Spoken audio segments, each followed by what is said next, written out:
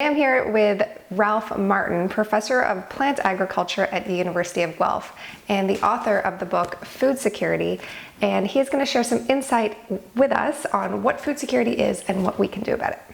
So thank you so much for joining me, Ralph. I've read your book, and although I feel like I had a good sense of what was going on with food security, I learned so much from your book. So thank you so much for writing it, and thank you for joining me on the call today. I'd love if I could ask you some questions and maybe dive a little deeper into some of these topics that you talk about in the book. Sure, I'd like that. So my first question for you is, what is food security and why did you feel that a book needed to be written about it? One of the ways that I think about food security is that when we have food security, we'll be able to eat well in our sustainable communities. And to me, eating well involves not only having enough or adequate food for people in the community to eat, it involves having healthy food and equitable access to that food. And it means that farmers and others who make food available to us will be able to make a decent living as they produce and process food. So that's why I would put it into sustainable communities. And the reason I wrote the book is that I've been increasingly concerned over the last number of years that when we think about food security, we go back to the Second World War. I wasn't here during the Second World War.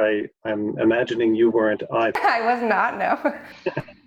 And the thing then was that, well, prior to that, the Depression and then the Second World War, people actually went without food. So in our collective psyche in Europe and North America, there was real concern about having enough food or having enough quantity. And so there was so much emphasis on growing more and more and more to make sure that we would have enough quantity of food. And I think that's what led to the commodification of food and to the fact that we sometimes take it for granted, and that gets into other things in the book. But I think it's really important to treat food with respect, not just to see it as a commodity. And I think we want to optimize human edible food for people. And there's a chapter in the book where I talk about human edible food for people and feed for livestock. And I think it's really important to note the difference. And today, much of our food production system is using very good land to grow feed for livestock.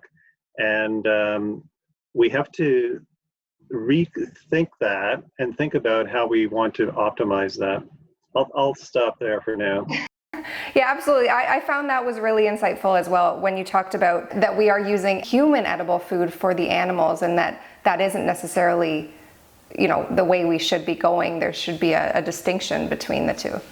Yes, I think so. And this gets us into the wonder of ruminants, cattle and sheep, those animals with four stomachs. We only have one, as do chickens and pigs and so on. Ruminants, with the bacteria in their rumen, can digest forages, and they can turn those forages into meat and milk, which we can eat. And there are so many good things about forages. Think red clover, alfalfa, timothy, meadowfescue. All those forage species are exactly what we need to improve soil health. And it's the ruminants that can convert those forages into meat and milk. And sometimes people argue that, well, there is land where we can only grow forages. It's hilly land and it might be rocky and so on, not generally possible for tillage. But beyond that, even on good land, in order to maintain soil organic carbon and to maintain soil quality, we need forages in rotation or as cover crops or service crops, as I talk about in the book, to restore that land and to maintain the soil health. So there's a real synergy between ruminants forages, and soil health. Yeah, I love that. I mean, I like what you had said about service crops. I thought that was a neat term for cover crop instead of cover crops. It makes perfect sense. Yeah, and I have to credit my grad student Cameron Ogilvy for that. He was the one who insisted that we should call them service crops because he said, look, they do a lot more than just covering the soil. And I had to agree, and he wrote a paper about it, and it was published, and we're quite proud of that paper. That's great. So another question I have for you. So you talked in your book about expressing gratitude for what we have and how Indigenous hunters eat every part of the animal. One of my favorite things to do is eat every part of the plant. So I grow a lot of my own food, and I love to find interesting uses for some oftentimes discarded parts of the plants. So can you talk about how, can you talk about how that plays a role in food security? Oh, yes. And I really appreciate that you eat every part of the plant that you can. And that's great. You know, I think with an attitude of gratitude, we're able to recognize when we have enough. This leads me to the people I talk about early in the book. I talked about Pierre Doncereau. He talked about a happy frugality, and Alan and Violet Large. They were people from Truro, Nova Scotia, who won $11 million in a lottery and ended up giving most of it away because they knew that they had enough, and they were very happy with what they had. And they recognized that there were people who had less and they wanted to give it to them. And I think this gratitude or thankfulness for what we already have helps us to understand when we have enough. And part of the thesis of the book is that our food system has been a failure in the sense that so many of us don't recognize when we have enough. We just keep producing more and more and more. And going back to Indigenous hunters, they would thank the animal at the time they killed it, and they understood the connection that animal had to the landscape, and how the animal had given its life so that the hunter who had killed it and the people who were going to eat it could then be nourished and have life themselves. And it would have been unthinkable for them to have wasted anything that was really part of a sacred cycle. Right. And they understood that they were part of a cycle of life. You can even think Lion King if you want to, but they were part of a cycle of life, and they recognized that, and they were respectful and thankful within that. And I think that's worth paying attention to. Yeah, I love that. Now, you mentioned that 40%, this is a crazy number, 40% of food in North America is wasted. What can we do about this? Like, that is an unbelievably high number. Yes, it is. And in fact, my colleague Martin Gooch, about a year ago, came out with a paper that said it may be as high as 56%, depending on how you keep track of the records. It's just terrible. And part of the reason that we're wasting so much food in North America and in Europe, I think, is that we think of food as a commodity. We have the pedal to the metal, and we're trying to produce as much as possible to make sure that we have enough quantity.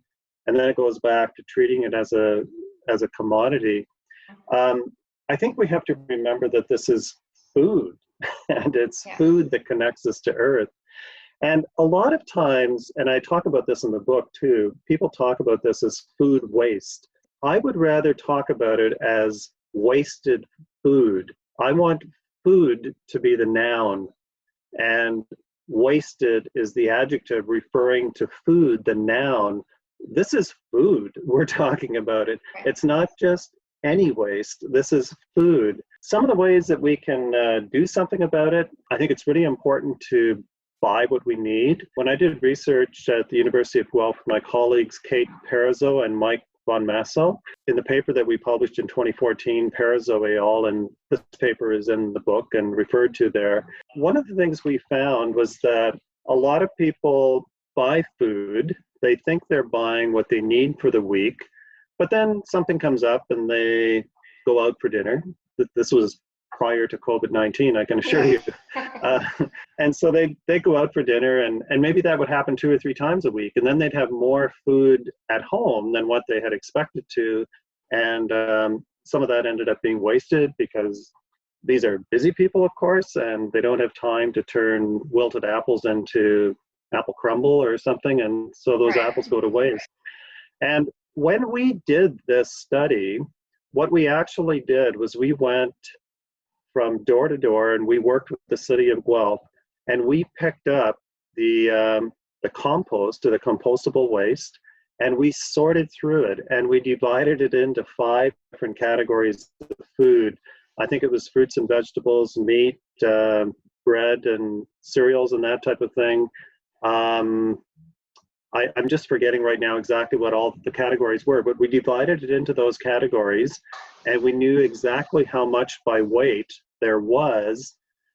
Then we went to the homes. Somebody else in our team went to the homes and interviewed people and asked them about their attitudes about food and food that was being wasted.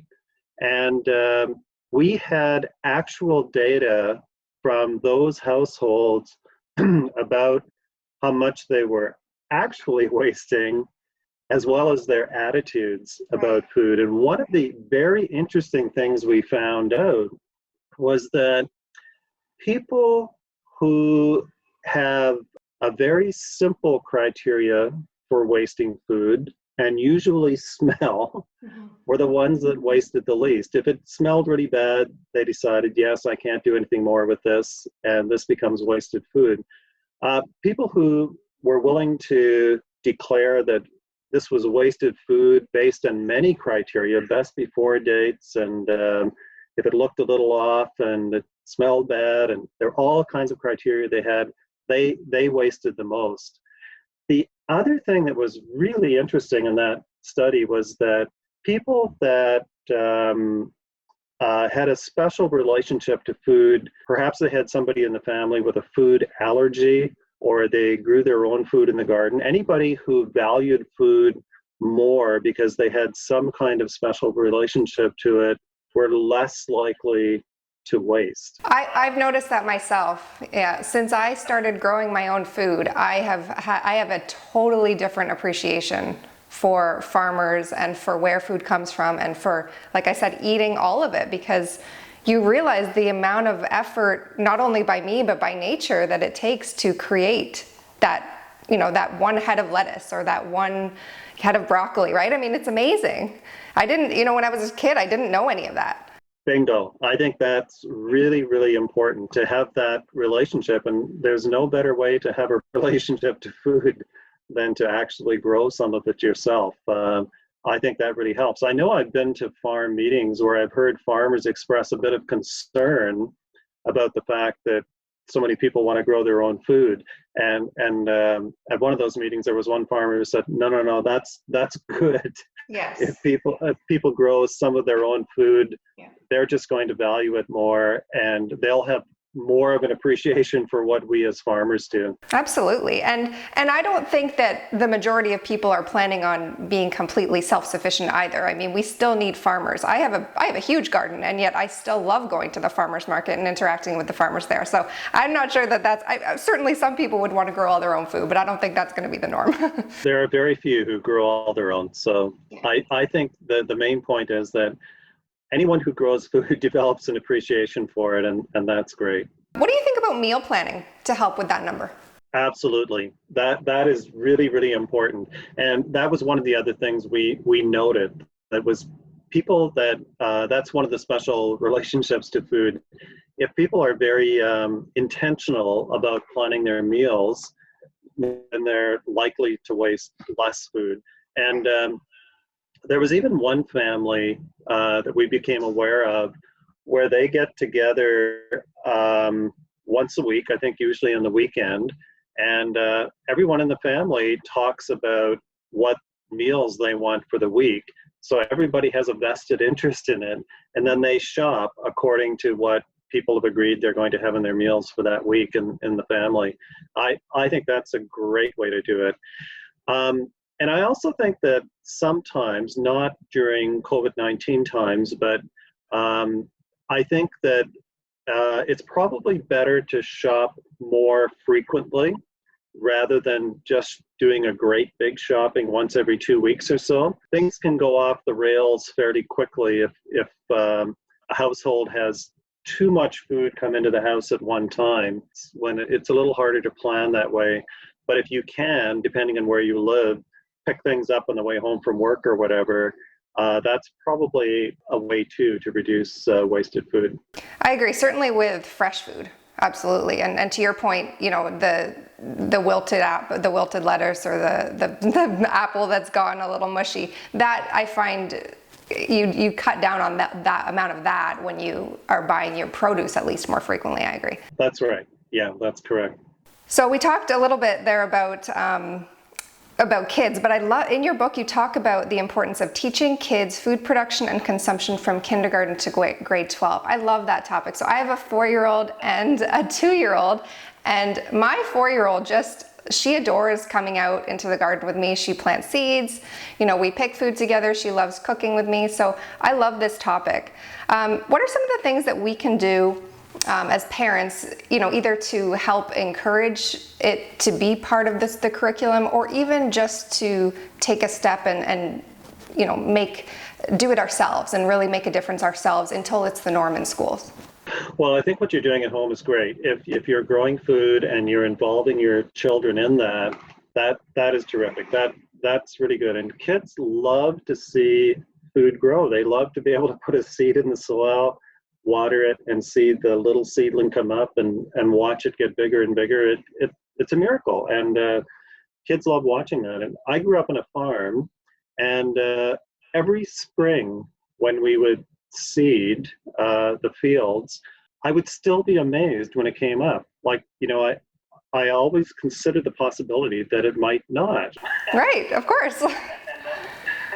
And then when it actually did, and the field started turning green and greener and greener, and corn or wheat or barley or whatever it was grew, that was rather miraculous. And I'm still surprised, even when I put my research plots in.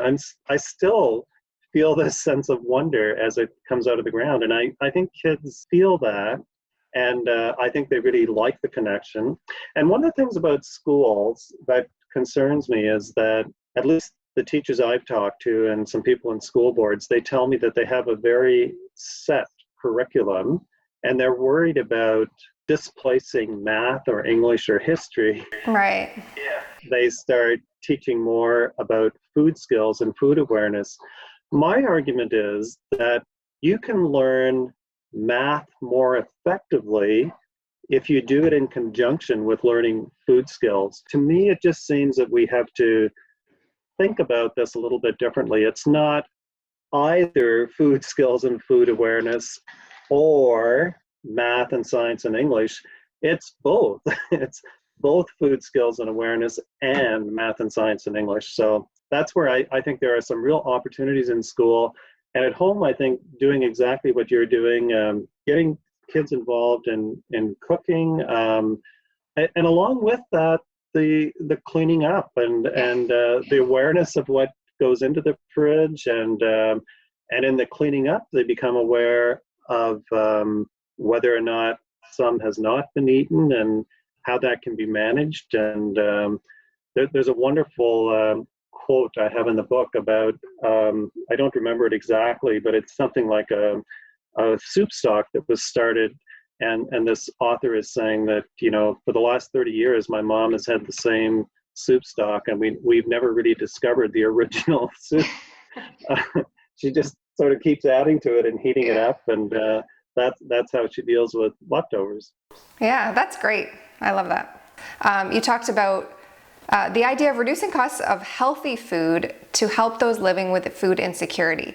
I think that's a great idea. One thing I've always thought about is raising costs, or even raising taxes for unhealthy or junk food to help to offset some of the healthcare costs, right? For eating that kind of food, and maybe even to discourage people from using that as sort of their go-to diet. What are your thoughts on that? The opposite of food security might be considered to be food insecurity.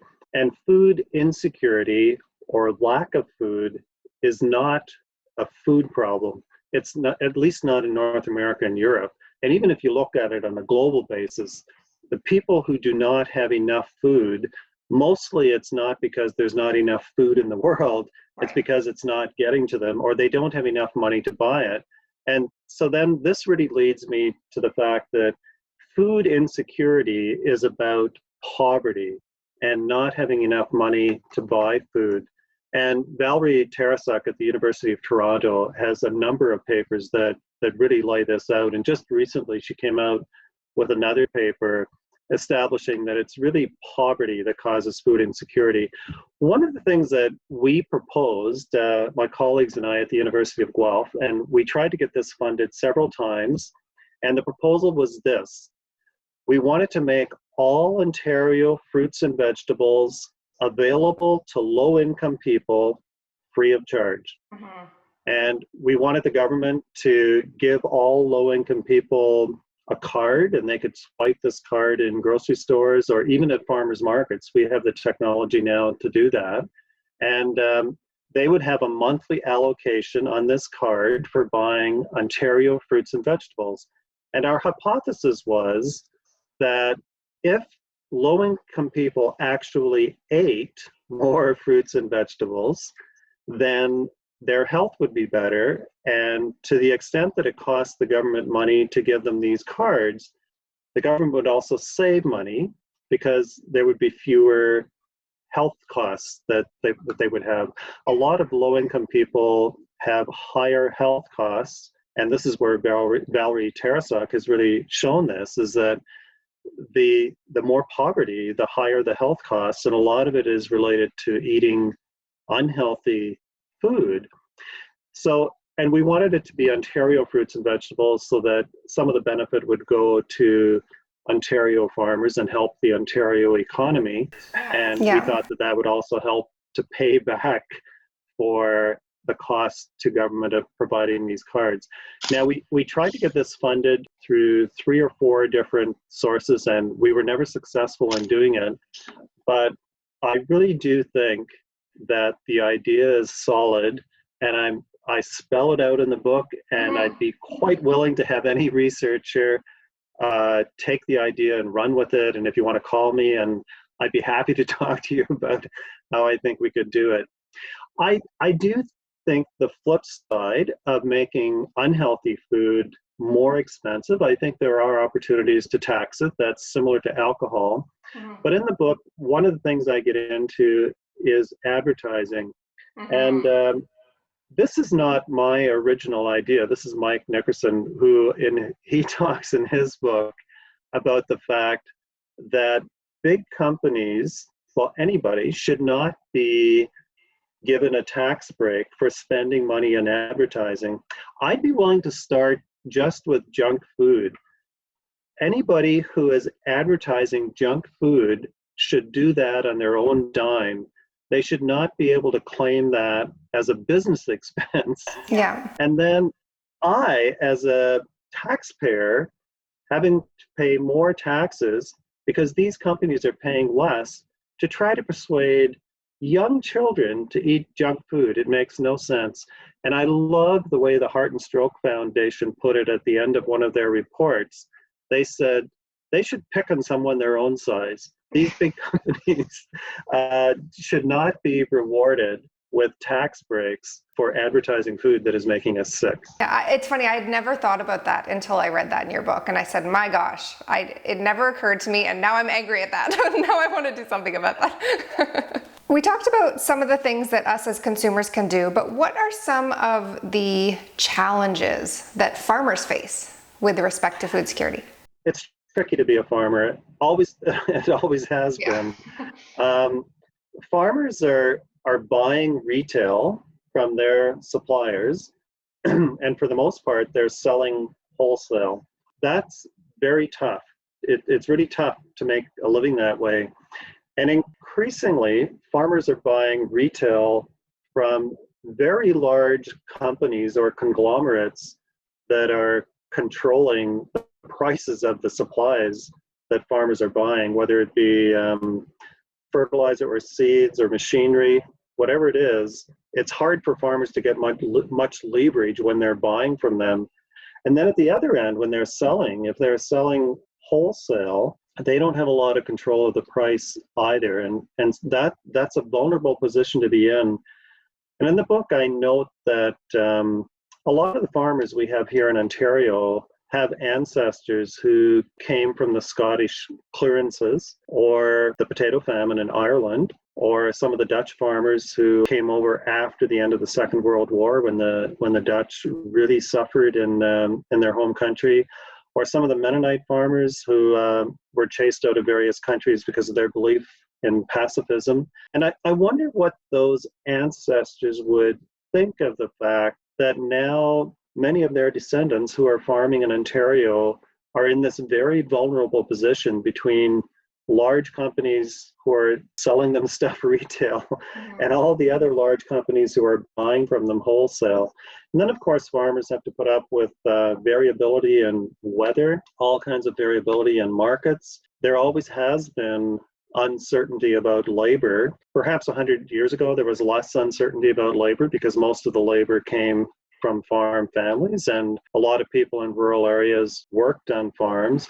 Now, a lot of the labor is from temporary foreign workers, and especially during COVID-19, that is less secure because those temporary foreign workers are having a hard time getting into the country. And farmers might want to hire Canadians, and there might be some Canadians who want to work for them. Traditionally, Canadians have been less and less interested in doing farm work. It's hard work. It involves long hours.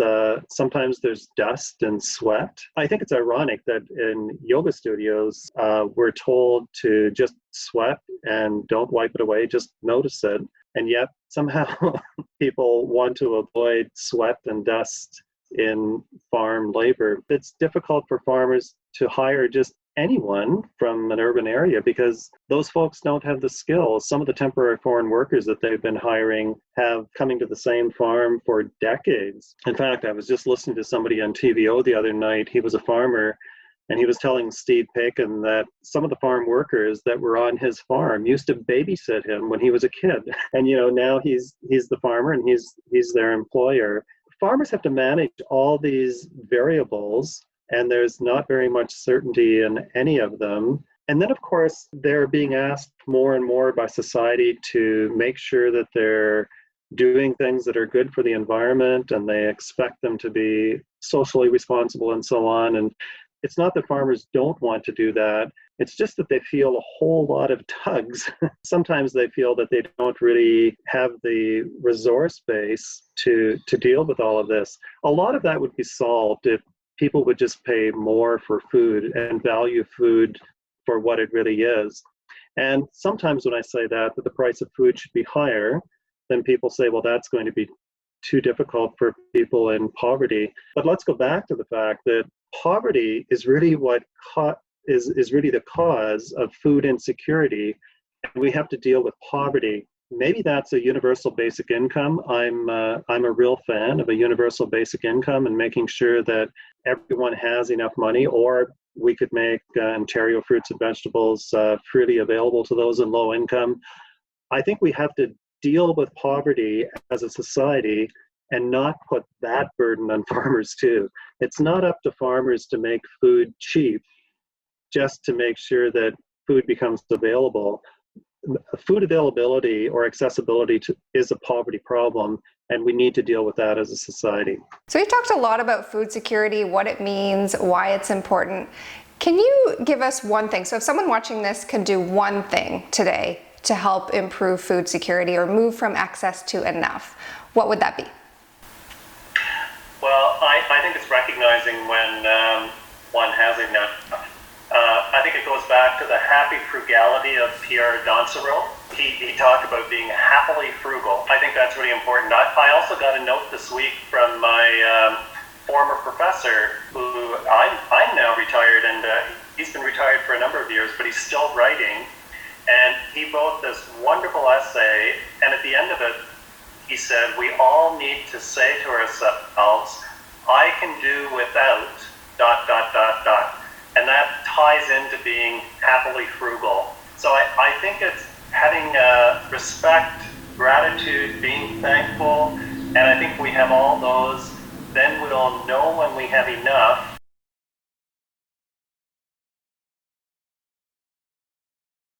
And I know that you probably wanted something that was very practical, and I know this is a bit philosophical, but I think we really have to come to grips with what is enough and be thankful for it. I think that's very practical. I do feel like, I think that can go in many areas of life. I think having gratitude and appreciating what we have is about food, but it's also about all aspects of life, absolutely. Absolutely, yeah. It goes beyond food, for sure. Thank you so much, Ralph, for taking the time to talk with me today. And thank you for writing this book. I feel like so many people need to read it, not just in the academic community, but I do feel like the general public would do well to read this book and learn more about food security, not just the global issues, which is great, but also the practical side and how it actually impacts us at home. Thank you for saying that. I am an academic, as accused, and I've done my best in this book to write in a way that is accessible to people in the general public, and I really hope that those who read it will enjoy it and learn something from it. I appreciate that you've read it, and you've asked some really good questions about it. Thank you. So if you want to learn more about Ralph or about his book, I will have a link to his contact information and a link to where you can get this book down below this video in the description. So thank you again, Ralph, and I hope you all have a great week, and I'll see you next time.